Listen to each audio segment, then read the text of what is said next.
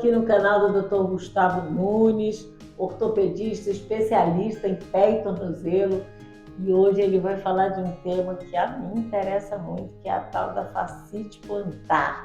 Para a gente traduzir, o que é fascite plantar? Vamos lá, nós vamos falar de um tema que assombra muitas pessoas, né? A famosa fascite plantar. As pessoas chegam referindo que está com esporão no pé, nós vamos chegar lá, vamos falar a diferença disso, tá? Então, a fascite plantar é uma inflamação da fáscia. O que é a fáscia, Mônica? A fáscia é uma estrutura que a gente tem na região plantar do pé.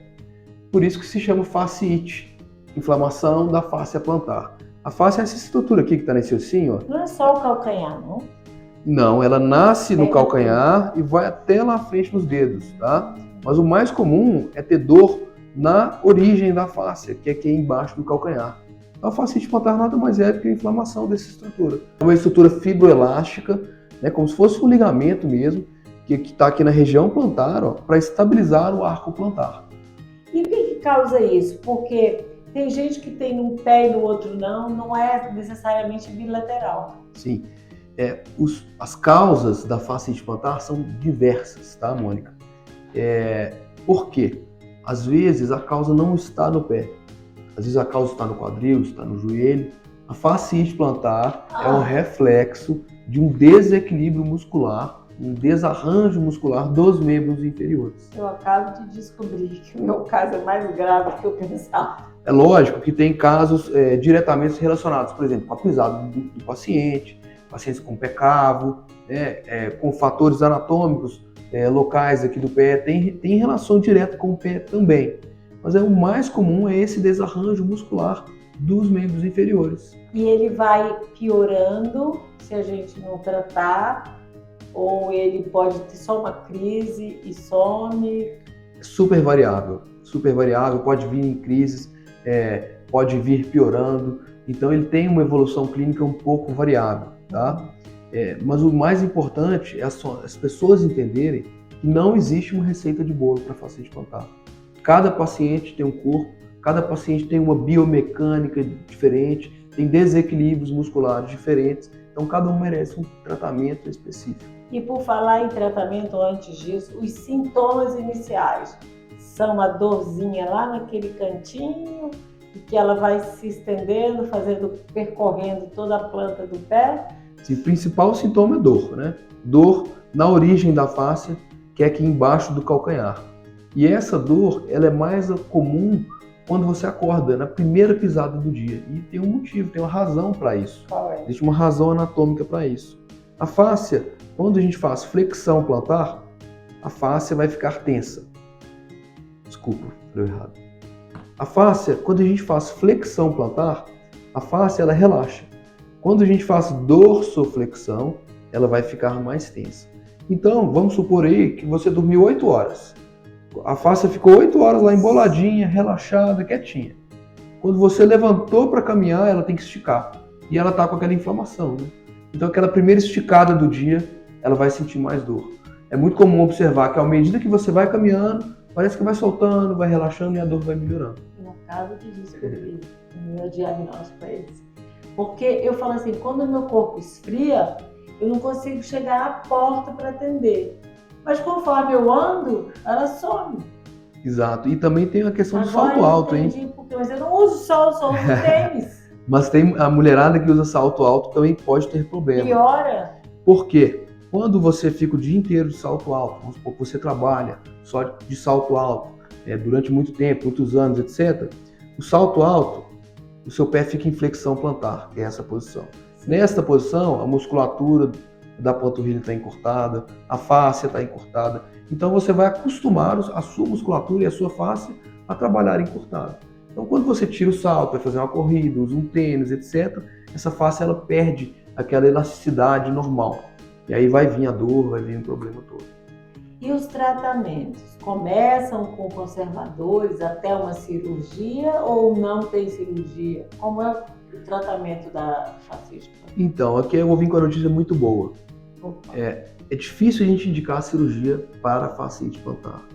A grande maioria dos pacientes eles melhoram com um tratamento conservador, tá? Mas aí que tem um detalhe importantíssimo.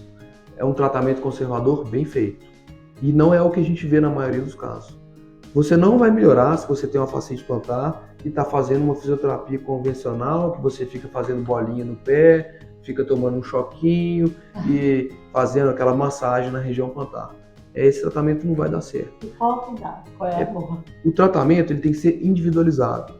Então, o melhor tratamento é com a fisioterapia, mas uma fisioterapia individualizada, na qual o fisioterapeuta vai examinar o paciente, vai ver quais desequilíbrios musculares que esse paciente tem.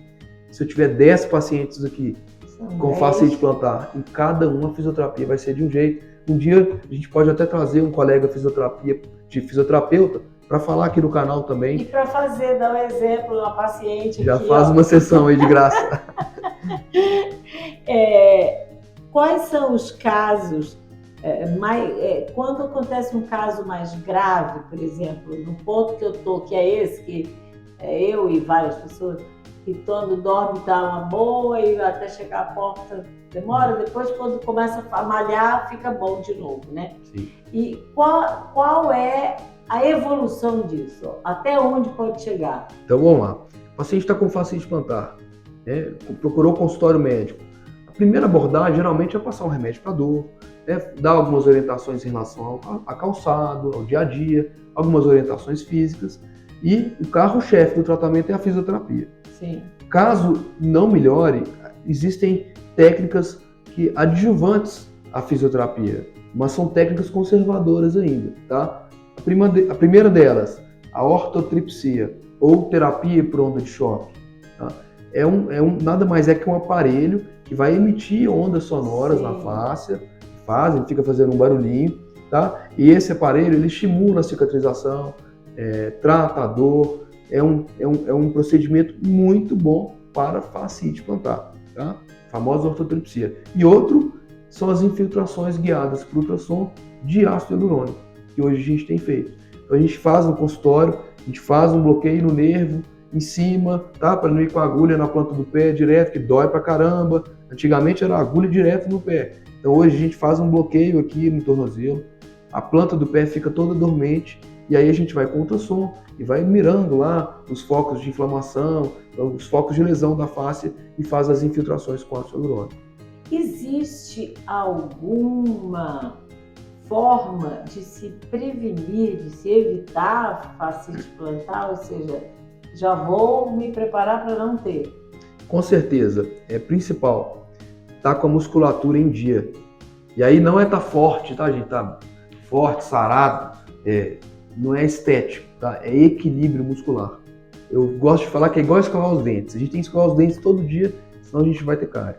Então, todo dia, toda semana, pelo menos, a gente tem que ter uma rotina de exercício, de alongamento, trabalhar a mobilidade. Porque o nosso dia a dia, né, Mônica, é sentado, é no carro, é no computador. Então, são posições que vão estragando mesmo as articulações, os tendões. E o fato, por exemplo, já o contrário, no meu caso e de tantas outras pessoas, que fazem exercício regularmente, pode piorar? A fasciite plantar também pode acontecer, por exemplo, em corredores, que correm maratona, corridas de longa distância. Por quê? Porque gera um estresse, né, um impacto muito grande nessa região. Estes pacientes também têm fasciite plantar. E neles, lógico, é um tratamento um pouco mais diferenciado em termos de reabilitação e em termos de fisioterapia. Sim, porque eles têm muito mais Sim, já tem força, já são atletas de mais rendimento, né, vamos dizer assim. Então, a dica para relembrar, cuidado com os sapatos, nada de ficar indo a qualquer fisioterapeuta para fazer choquinho que você não sabe nem a procedência. Procura um fisioterapeuta de confiança. Que seja especialista. Exatamente. Né? Nós vamos trazer um aqui que eu acho que é um tema muito legal. Isso é legal, porque eu vejo muita gente com esse problema e até unilateral. Quer dizer, não sabe de que surge, né? Pronto, queria parabenizar seu canal. Obrigado. E queria que o senhor dissesse a quem não sabe ainda o que ela vai encontrar aqui no canal. Então, esse canal aqui eu criei para passar informação de qualidade para as pessoas que sofrem das patologias do pé e tornozelo. Informação séria, né, Mônica? Que hoje a gente vê muita coisa na internet, então a gente tem que tomar um pouco de cuidado com o que está tendo aí de informação circulando aí nas mídias sociais. Eu criei aqui para trazer informação de qualidade mesmo, informação científica, séria, sobre a cirurgia do pé e tornozelo. Tá? Então segue aí, né? Eu já deixei meu like, já estou seguindo, agora eu vou ativar o sininho. Isso aí, já falou tudo. Obrigado. Porque se eu não ativar o sininho, eu perco o fisioterapeuta, entendeu? E eu, se fosse você, faria a mesma coisa. A gente tem que escolher a melhor informação para a nossa vida e para a nossa saúde. Obrigada. Valeu, obrigado, gente. Valeu, um abraço. Obrigado, Mônica.